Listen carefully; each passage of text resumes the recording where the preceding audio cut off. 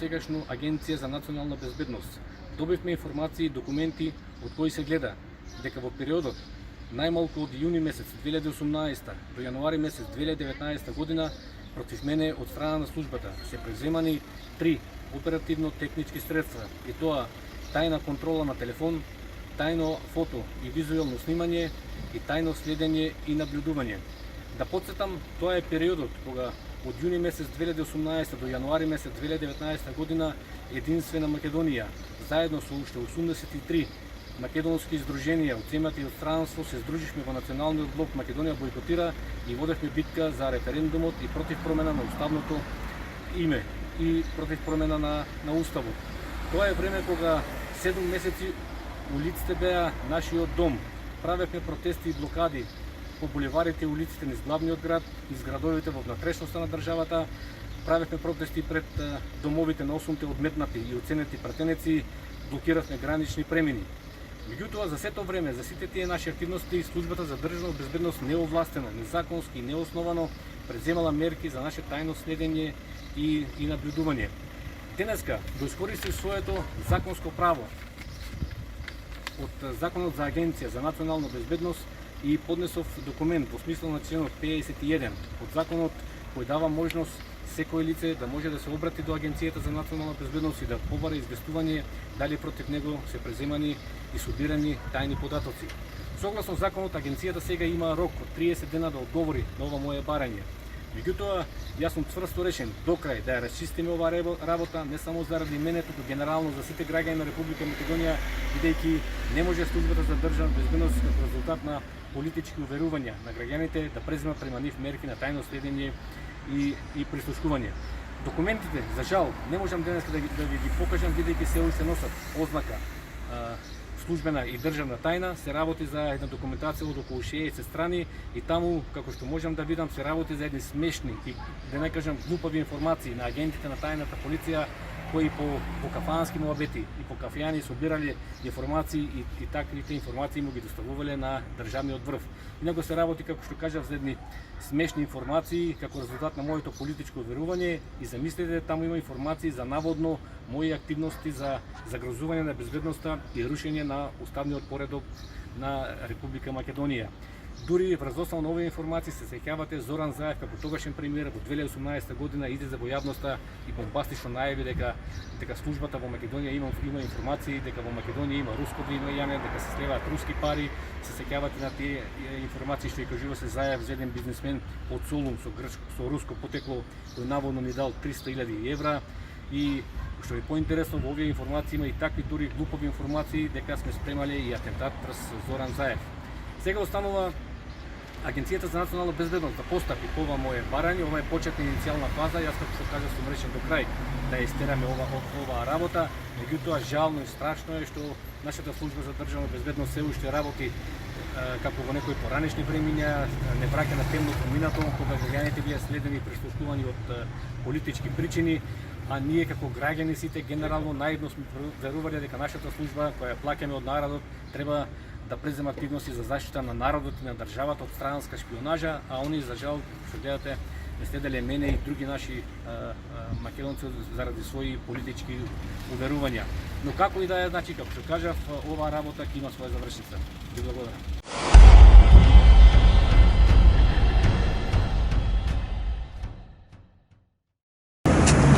Како што може да видите денеска во името на Народното движење за Македонија како организатор на граѓанската иницијатива за измени на Закон за енергетика, од моја страна, во својство на областен предлагач, прво подпишан на граѓанската иницијатива, ќе поднесеме иницијативата до председателот на Собранието, специјално Трајко Белјановски, согласно врската од Законот за референдум кој ги облици за непосредно учествување на граѓаните. Очекуваме дека председателот на Собранието ќе ги спочитува законските рокови кои се можда кратки, бидејќи во рок од 3 дена треба да одговори на нашата иницијатива дали е уредна и доколку се во ред од моето известувањето. Попратно дека 20 дена започнува да течат роковите за собирање на 10.000 подписи и поткренување на граѓанската иницијатива со која се бара донесување на закон за дополнување на Законот за енергетика. Исто така, само накратко да кажем дека оваа иницијатива се сведува на неколку работи. Прво, бараме во регулаторната комисија покрај 5 члена што ги назначува, што ги менува Собранието по предлог на владата, да членува и еден представник од потрошувачите, од самите граѓани. Понатаму бараме да се укине надоместокот за ангажирана мокност, што граѓаните секој месец покрај активно потрошената електрична енергија го плаќаат како надоместок од 30,30% со сметките за струја.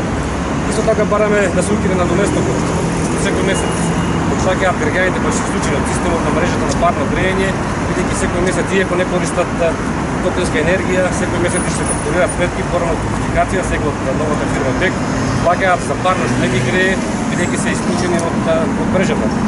Јас лично верувам дека оваа иницијатива ќе успее дотолку повеќе што ние сме охрабрени, бидејќи согласно законската обврска иницијативата да може да покрие над 100 граѓани кои ќе се подпишат иницијативата, ние во петокот за неполни 3 сата се подпише 161 граѓани, така да верувам дека оваа иницијатива ќе успее. Исто така апелирам до владата дека нема да преземе некои дејства кои што ќе заклучи оваа иницијатива, бидејќи како што спомнав, председателот на Собранието покрај нас ќе треба заложена законски, има законска обврска да извести владата, која што понатаму треба да извести државна изборна комисија и од тука не случајно подецира владата, бидејќи кај владата нема рокови до кога треба да извести државна изборна комисија, но како што кажав, ова е една граѓанска иницијатива од интерес за сите граѓани, се надевам дека нема да заврши во владините фиоки, нема да биде закочена во тие бюрократски лабиринти во владата. Господине Бачев, што ако не успее иницијатива? Ако не успее иницијативата, се продолжуваат граѓаните да си го плаќаат надоместокот за струја и надоместокот за парно грејење, кои што секој месец го плаќаат иако не користат парно грејење. Ако добро читам, овде пишува надоместок поврзан со следните енергетски дејности, производство, дистрибуција, снабдување, тоа поише алудира на само на еден или на сите, значи таксативно не се наведени сите дистрибутери на топлинска енергија. Така, не случајно е наведена таа формулација, бидејќи граѓаните секој месец сега плаќаат на надоместок на ТЕК, новата компанија. Таа е снабдувач со топлинска енергија. Но ние заради можноста да спречиме било како надоместок да се поведе и за другите субјекти кои што имаат овластување во домет на енергетската политика во земјата, предлагаме таму покрај снабдувачот да бидат слободни граѓаните од било какви обврски и кон дистрибутерите и кон производителите на топлинска енергија. Комплетно да бидат ослободени од било каков надоместок со сметките за парно да стига надоместок за услуга која што воопшто не ја добиваат, не користат парно. Билите измени во закон за енергетика, тоа они велат која ставите систем што го регулира регулаторна комисија за енергетика. Дали сметате дека вие на адресата така? Адресна сосема точно бидејќи според уставот законите ги носи Собранието. А што се однесува до регулаторната комисија, веќе ние имаме поднесена една иницијатива до Уставен суд, во која што ја оспоруваме правилата за снабдување со топлинска енергија, бидејќи парламентот, власта, било прекршено уставот, дозволила регулаторната комисија со подзаконски акт да воведе давачка на граѓаните, а согласно уставот, како што кажа членот 68 став 1, единствен законодателен надлежен орган да воведе давачки, јавни давачки во држава е Собранието со закон. Од тука најверојатно и држава и власта е самата свесна дека оваа давачка е неиздржана и направила еден маневар наместо со закон и задолжила граѓаните со правила за снабдување, кои се доноси регуларна комисија, што кажав, регуларната комисија нема уставно гласуване со интерни правила, со подзаконски акт утврдува јавни давачки за граѓаните. Кој ги мислат за живот за енергетика за тие 30? Така тоа сега со законот за енергетика предлагаме таа давачка да се укине. Бидејќи во законот е кажано дека при формирањето на цената за корисниците на електрична енергија, таму има една методологија која што кажува дека во вкупната цена фактично им се фактурира на граѓаните секој месец, а како елемент учествува и надоместокот за ангажирана мокност или активна мокност, како е насловено законот, со 33,30% и ние тоа побараме таа давачка, сметаме дека е неуставна и неоснована и бараме да се укине граѓаните да се плаќаат секој месец за активно потрошење на електрична енергија. А уште некој Звездовски, тоа е еден од организаторите на процесот на исклучење за облигација. Тој процес е крајавите 7 месец, тоа е најдолг процес во историјата на Македонија.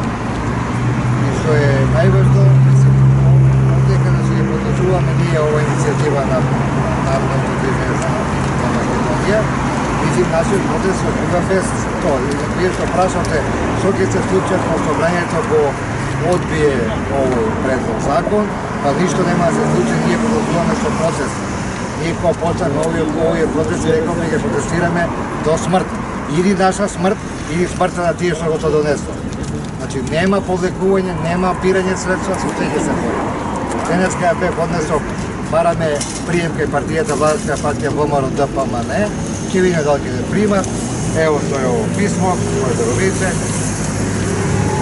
Значи, ние не се предаваме, без обзира, све нема предаваме. Зашто се толку бориме? Сите треба да знаат, ја тоа го повторувам стално. Случајот со парното е случај на криминал. Група хоштаплери и група неписмени регулатори го обрабија Скопје.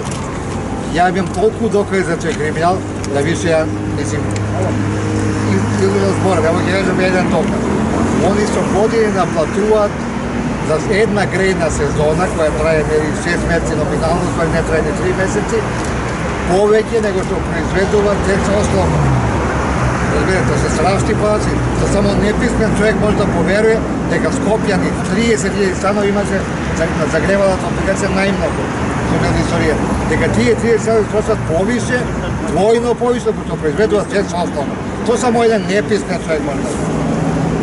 Тоа е целото со парто е завиено една мислим лоша ситуација. Ви имате 2014 година апликација тужеше 17.000 Скопјани. Па што е тоа? Фирма ли е што тужи 17.000 Скопјани? Замислите како ќе изгледа 17.000 тужби. И тоа треба да се расчистите с проблемот со апликација. Ние ќе се бориме. Ќе се бориме со сите средства. Ово е законски средства. Ние ќе се бориме, значи идеме со протести, ние пратиме писма до амбасадите за повреда на нашите човекови права. Чекаме Страсбур. Страсбур е, судот нас е основниот суд, не направи касаптинс. Не суди ко муви, не тамани ко воски да стане. Ние чекаме второстепени пресуди, спремни сме више за Страсбур, кидеме во Страсбур, со сите средства, кидеме пешки, што се вика до Њујорк, пред Средишна Обединација, све ќе направи, никош нема да се продаеме. Значи, власта нека мисли што прави, jer она помага криминал. А то да плаќат исклучените, тоа не е само против устав, против секој закон, нигде тоа не се плаќа. Самата идеја да плаќа исклучените е оригинална идеја на сегашното раководство и тогашното раководство на топлификација од 1982 година. То никаде нема. Тогаш они го правда, нема ние да пропаднеме, ние се самоуправувачи и нема што да правиме тоа. Тоа помина со самоуправите давно, тоа нема никакво оставно закон. Ако ја не ичу нешто, нема никој да ми даде. Може да стане мој, ја имам право на приватна собственост. Што паѓа на моја, викат паѓала топлина. Тоа што паѓа, тоа е моје. Крушите што паѓаат во мојот двор се мој. Пчелите што доаѓаат во мојот двор се мој. Тоа е решено у правото уште у римското право и порано. Браво.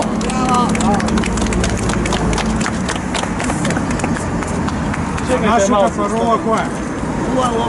Предајте се лопови. 3 и 4, ајде. Предајте се лопови, предајте се лопови, предајте се лопови, предајте се лопови, предајте се лопови, предајте се лопови, предајте се лопови. Е, тоа е паролата.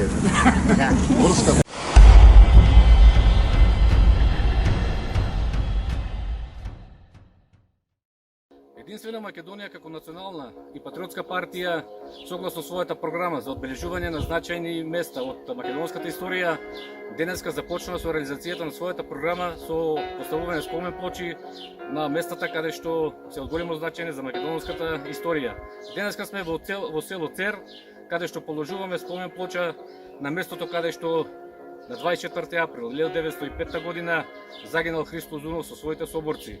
Тука на овоа место се одиграла битката, неравноправната битка со турскиот аскер, каде што Христо Узунов со своите соборци исправени пред изборот, кога им снема амуниција, дали да се предадат или да умрат, одлучуваат да се самоубијат. Затоа ние денеска оваа генерација македонски имаме силна врска да го оживуваме, да го споменот на паднатите херои за слободна и независна Македонија, посебно за младите генерации, за генерациите кои што доаѓаат после нас, да остане овие спомен обележја, да бидат силно инспирирани, да знаат за сите борци за слободна и независна Македонија.